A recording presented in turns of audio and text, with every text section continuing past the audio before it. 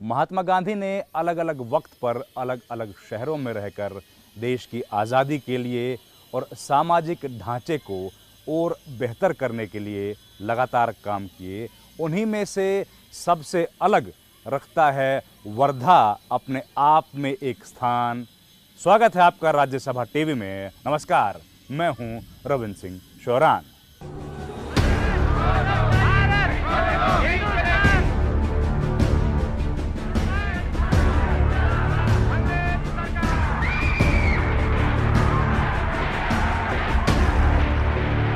साल 1934। भारत की आजादी अभी 11 बरस दूर थी।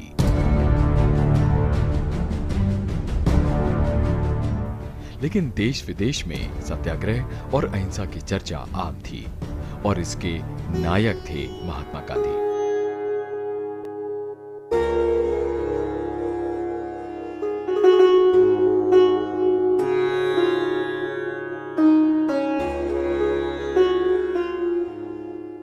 आज से करीब 85 बरस पहले गांधी जेल से छूटने के बाद पालकवाड़ी नाम के इस छोटे से कस्बे में आए थे। तब उनकी उम्र 65 बरस की थी। वही कस्बा कालांतर में वर्धा के नाम से इतिहास के पन्नों में दर्ज हुआ।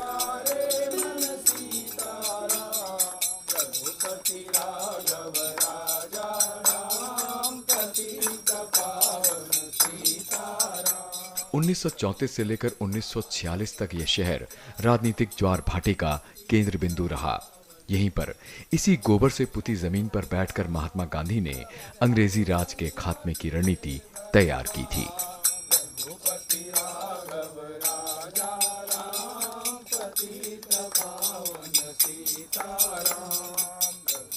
महात्मा गांधी 16 जून 1934 को जब सेवाग्राम में आए तो शुरुआत का 1.5 बरस उन्होंने इसी आदि निवास में बिताया।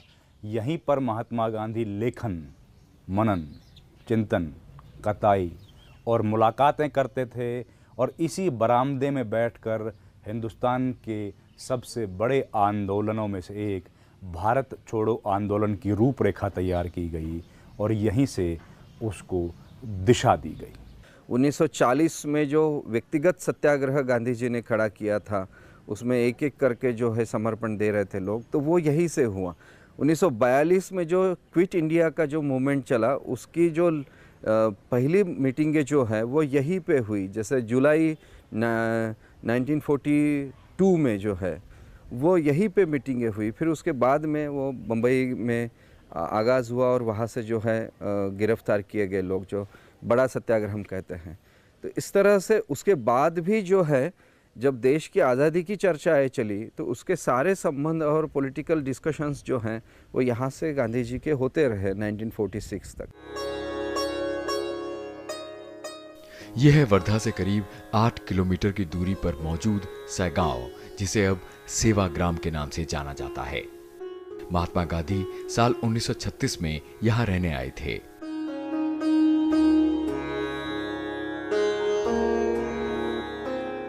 और इसी कुटिया में उन्होंने 1.5 बरस बिताया। आज भी इस आश्रम और कुटिया को मूल स्वरूप में ही रखा गया है।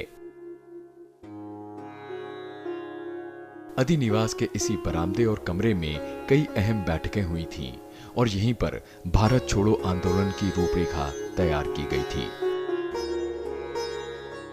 इस बैठक में जैसे कि नेहरू जी रहे हैं, सरदार पटेल रहे, डॉक्टर राजेंद्र प्रसाद, अन्य कुछ मित्र और भगिनी भी यहीं पर रही है। मेन मुद्दा ये था कि कस्तूरबा, जैसे महिलाएं भी सामने उस समय आगे नहीं बढ़ती थी, तो कस्तूरबा जी ने कहा था कि गांधी जी, मैं भी आपके साथ में इस भारत छोड़ो आंदोलन के लिए साथ में चलूंगी। तो यहाँ से कस्तूरबा जी 2 अगस्त 1942 में सबसे पहले वही गए। धीरे धीरे भीड़ बढ़ी और ये जगह छोटी पड़ने लगी। गांधी जी फिर इसी बापू कुटी में रहने के लिए चले गए। आज हम जिस उत्साह से बापू कुटी इस आश्रम में देखने आते हैं, उस समय लोग गांधी जी से मुलाकात के लिए आने लगे, क्योंकि उस समय गांधी जी नहीं थे, महात्मा गांधी जी हो चुके थे। और उस भाव से बहुत से लोग एक दर्शन के रूप में यहाँ पर आने लगे। और फिर आदि निवास में भीड़ बढ़ने के जैसे गांधी जी को वहाँ पर बहुत से दिक्कत होने लगी, और उसी आदि निवास में से गांधी जी 1.5 साल बाद यहाँ पर आए। ये जो कुटिया हम कहते हैं बापू कुटी के नाम से, सबसे पहले यहाँ पर मीराबन, गांधी जी के जो साथ में शिष्या थी, फॉरेनर लेडी, उनका एक छोटा सा कमरा यहाँ तक हुआ करता था।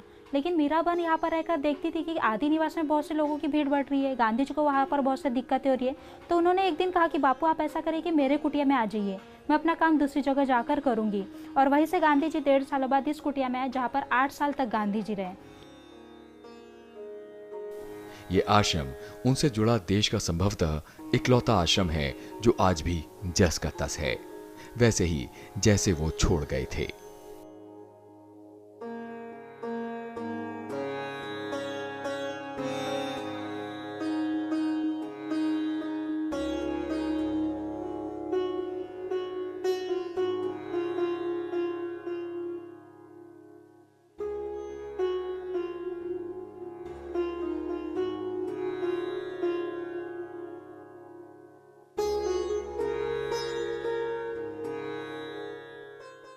नमक सत्याग्रह 1930 में हुआ और उसके बाद उन्होंने कहा कि आज़ादी जब तक नहीं मिलेगी तब तक मैं लौट करके वहाँ नहीं जाऊँगा। 1936 से सेवाग्राम में वो रह रहे हैं। और आप उसके बाद की संपूर्ण जो राजनीतिक गतिविधियों का केंद्र वर्धा रहा। वर्धा या सेवाग्राम जो है वह एक दूसरे से जुड़ा हुआ है और हम लोग इसको एक मूल्यात्मक रूप में देखते हैं। अब सेवाग्राम हमारे लिए एक मूल्य है, वर्धा हमारे लिए मूल्य है और वह मूल्य गांधीय मूल्य के साथ जुड़ा हुआ है।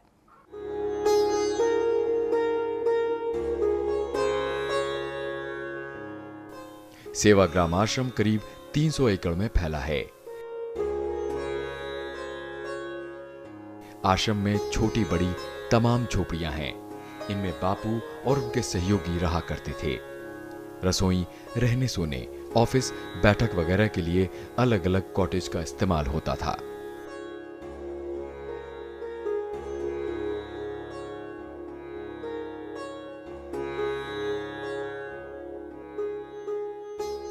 आपको बता दें कि महात्मा गांधी एक संकल्प की वजह से वर्धा रहने चले आए थे। दरअसल 1930 में साबरमती आश्रम से दांडी यात्रा पर निकले गांधी जी ने यह संकल्प लिया था कि वो तभी आश्रम वापस लौटेंगे जब अंग्रेजों की घर वापसी करा देंगे।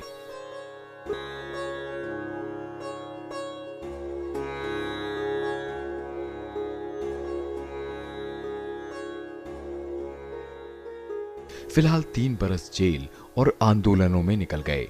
आजादी दूर थी और वो साबरमती नहीं लौटे और ये सोचने लगे कि मध्य भारत में ही कहीं अपना आश्रम बनाया जाए। फिर प्रसिद्ध उद्योगपति जमनालाल बजाज ने उनसे वर्धा आने और रहने का आग्रह किया। इस तरह गांधी जी यहां प्रवास करने आ गए। वर्धा के अपने प्रवास के प्रथम 2 वर्षों में गांधी में एक बड़ा परिवर्तन आया है। 1934 से लेकर के 1936 के बीच का अगर उनके परिवर्तन को ध्यान में देंगे तो गांधी वह व्यक्ति हैं जो 1934 में कांग्रेस की सदस्यता छोड़ देते हैं और 1936 आते आते वह पूरी तरह से एक घोषणा करते हैं जिसको वर्धा डिक्लेरेशन ऑफ गांधी भी कहा जा सकता है कि अब मेरे जीवन का उद्देश्य केवल और केवल रचनात्मक कार्य है। यानी एक तरह से गांधी आंदोलन के अपने सक्रिय जीवन से अलग भारत के पुनर्निर्माण के संसाधनों की तलाश कर रहे हैं। तारीख के तमाम पन्नों को अपने दामन में समेटे बापू की कुटिया आज भी वैसे ही दिखती है। कच्ची दीवारों वाली इस कुटिया को बांस और लकड़ी से बनाया गया है। इसमें कुल 5 कमरे हैं। इनमें उतना ही सामान है जो एक इंसान की मूलभूत जरूरतों को पूरा कर सकता है। हमने कोई भी ऐसी सामग्री यहां नहीं देखी जो दिखावा या आडंबर से जुड़ी हो। मतलब सादगी इस आश्रम को परिभाषित करती है। यहां शौचालय में एक रैक लगा है जिस पर अखबार रखे जाते थे। समय के पाबंद गांधी जी शौचालय में अखबार पढ़ा करते थे और इस खिड़की से लोगों से जरूरी बातचीत भी कर लिया करते थे। और ये वो तख्त है जिस पर अक्सर वो खुले आसमान के नीचे सोया करते थे।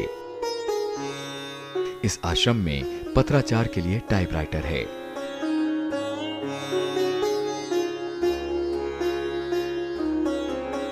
सूत काटने के लिए चरखा है।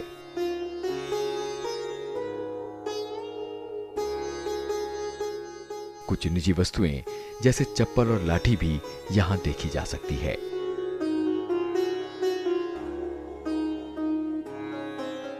मेरे ठीक पीछे जो कमरा आप देख रहे हैं ये वही कुटिया है जिसमें महात्मा गांधी ने जीवन के 2 साल जिए थे। और यहाँ पर महात्मा गांधी जेल से निकलने के बाद सबसे पहले आए और कस्तूरबा के साथ वर्धा यानी कि तत्कालीन पालकवाड़ी में अपने शुरुआती 2 साल उन्होंने इसी घर में व्यतीत किए। इसके बाद महात्मा गांधी बाकी के आगे के वर्षों के लिए चले गए थे सेवाश्रम।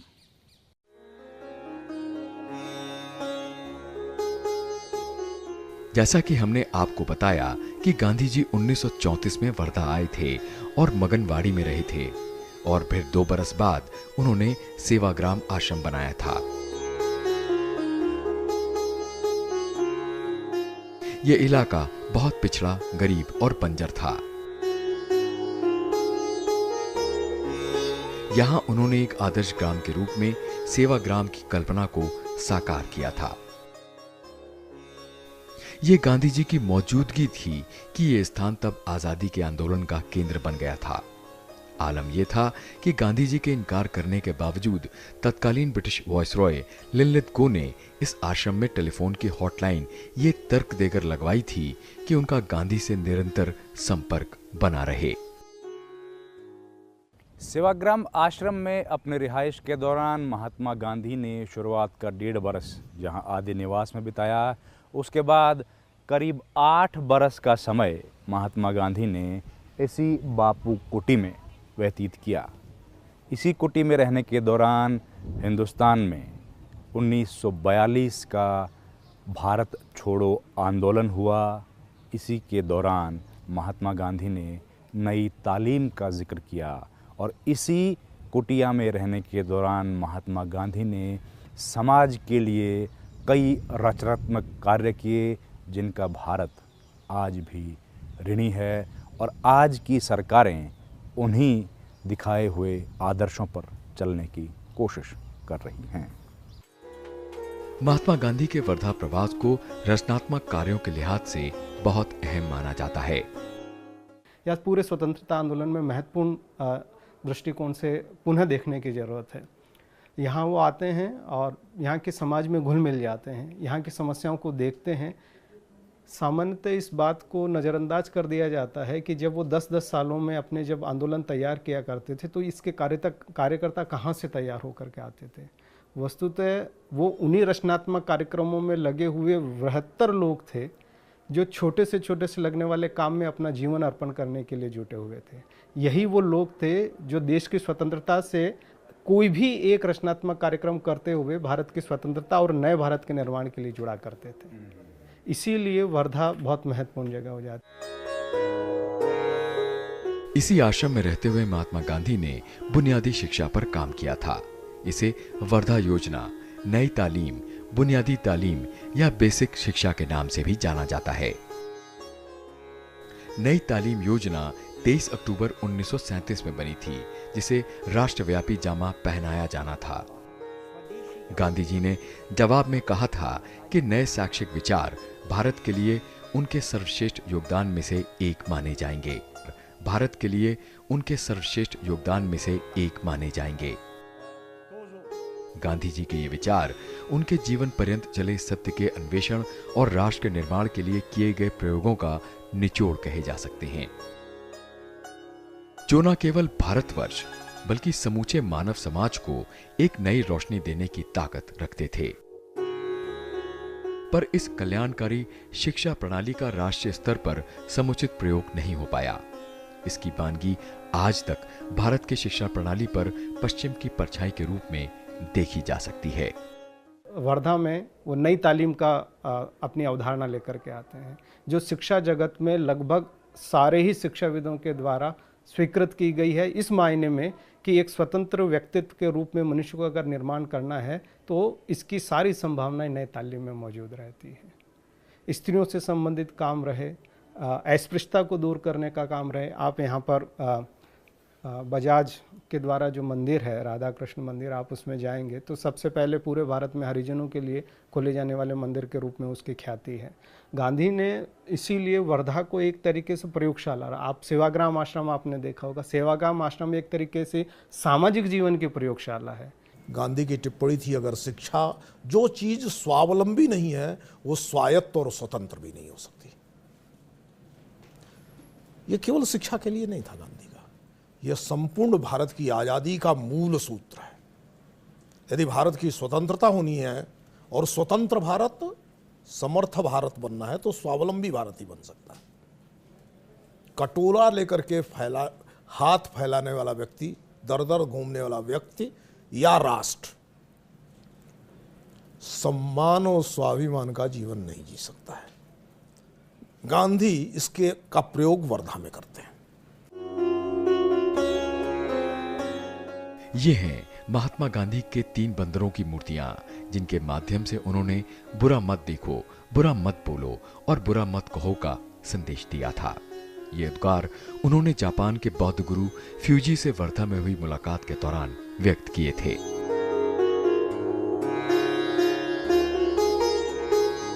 जो मूल अर्थ है वो ये है कि एक प्रार्थना है, न्यो म्यो ह्योंग रिंग क्यो क्यो। उसका मतलब होता है कि दुनिया में शांति स्थापित हो, और शांति स्थापित तभी होगी जब आप बुरा नहीं बोलेंगे, बुरा नहीं देखेंगे और बुरा नहीं कहेंगे। तो ये आप आचरण में तभी उतार पाएंगे जब आप इस दुनिया में सब कुछ अच्छा मानेंगे। दुनिया में निश्चित रूप से सब कुछ अच्छा नहीं है, लेकिन अगर अपने मन में जब तक उस अच्छाई को नहीं लाएंगे तो आप रिफ्लेक्ट कैसे करेंगे। तो इसके प्रतीक के रूप में गांधी जी को 3 बंदर उन्होंने, फ्यूजी गुरुजी ने जब पहली बार उनसे मुलाकात हुई सेवाग्राम आश्रम में 36 में, तो उन्होंने 2 चीज़ भेंट की। एक तो 3 बंदर और एक ड्रम स्टिक। फ्यूजी गुरुजी एक ड्रम लेके चलते थे जिसमें एक हाथ से बजाने वाला होता था, एक पकड़ने वाला होता है। आप अगर जाएं शांति स्तूप तो आपको वो ड्रम स्टिक दिखेगा जो गांधी जी को उन्होंने दिया था। वैसे आपको बता दें कि अपने सामाजिक राजनीतिक कामों से वक्त निकालकर गांधी जी स्थानीय कुष्ठ रोगियों की भी बड़े मनोयोग से सेवा किया करते थे। गांधी जी अंतिम व्यक्ति की बात करते हैं, और जिस सेवाग्राम गांव में वो आए, तो वास्तव में तो सेवाग्राम नहीं था, वो तो सेगांव था। तो सेगांव में जो लोग रहते हैं वो सामाजिक दृष्टिकोण से जो पिछड़े हुए लोग हैं वही लोग रहते हैं, और उन्हीं लोगों के बीच गांधी रहते थे, उनकी सेवा की बात होती थी। जब परचूरे शास्त्री जो एक कुष्ठ रोगी हुआ करते थे तो वो उसी आश्रम में आए, और वहीं से एक सूत्र निकला जो गांधी के 18 रचनात्मक कार्य हैं जिसमें कुष्ठ सेवा की बात आई, तो वो वर्धा में रहते हुए ही हुआ, सेवाग्राम में रहते ही हुआ। तो ये सामाजिक क्रांति की बड़ी बात हुई। सबसे बड़ी बात यह है कि गांधी जब यहाँ रहते थे तो इन्होंने यह तय कर लिया था कि यदि कोई व्यक्ति, स्त्री या पुरुष, एक उसमें से हरिजन होगा तो उसी की शादी में जाएंगे। तो ये सामाजिक क्रांति का सबसे बड़ा सूत्रपात है ये।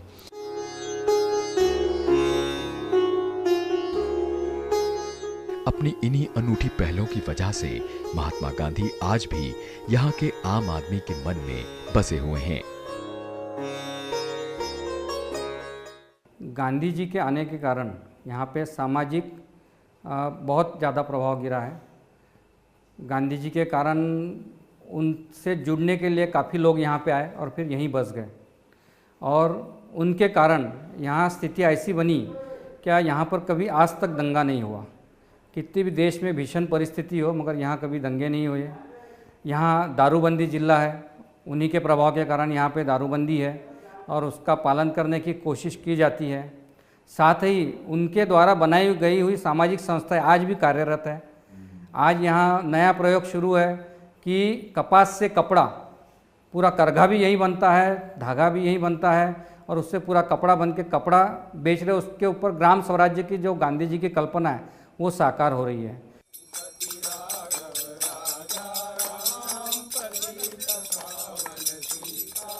आज भी बड़ी संख्या में लोग इस आश्रम को देखने और प्रेरणा लेने आते हैं।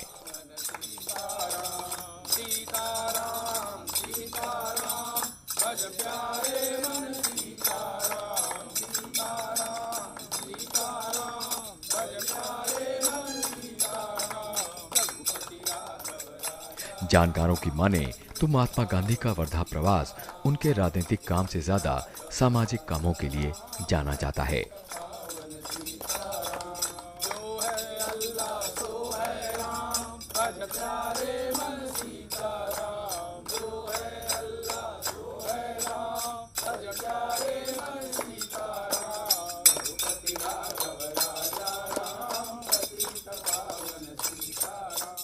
सत्य में ही सब कुछ है, असत्य में विनाश है, सत्य में जीवन है। इस बात का अनुभव आज कोई भी कर सकता है, आपको भी कदम कदम पे होगा। If you believe truth is everything. तो आई सैल्यूट बापू, क्योंकि हम करोड़ों करोड़ों भारतीयों पे उनकी गहरी छाप है। एकमात्र व्यक्ति हैं वो राष्ट्रपिता महात्मा गांधी हैं, जिन्होंने उसे जिया है। राष्ट्रपिता महात्मा गांधी का जो एकादश व्रत है, जिसमें सत्य, अहिंसा, ब्रह्मचर्य, अस्तेय, अपरिग्रह, ये सारी बातें आती है। अगर हम उसकी मूल भावना को समझें तो निश्चित रूप से विश्व शांति संभव है, और यह शांति गांधी दर्शन से ही संभव है। गांधी को समझने के लिए ये बात ध्यान में रखना ज़रूरी है कि गांधी जी की कल्पना का जो स्वराज्य था, उसके वो एक चतुर्भुज था, जिसका एक कोना राजनीतिक था, दूसरा सामाजिक था, तीसरा आर्थिक था और सबसे महत्वपूर्ण चौथा था नैतिक। और हाँ, जब राष्ट्र उनकी 150वीं सालगिरह मना रहा है तो उनकी प्रासंगिकता और विचारों को लेकर सभी एकमत हैं, क्या पुरानी और क्या नई पीढ़ी। महात्मा गांधी की 150वीं जन्म जयंती पर यह था वर्धा से हमारा विशेष कार्यक्रम सेवाग्राम से सर्वोदय। अगले कार्यक्रम में हम आपको दिखाएंगे गांधी और स्वतंत्रता संग्राम मुंबई से। इस कार्यक्रम में फ़िलहाल इतना ही। मुझे मेरे कैमरा सहयोगी ओम प्रकाश और संदीप सिंह के साथ दीजिए इजाज़त, और आप देखते रहिए राज्यसभा टीवी।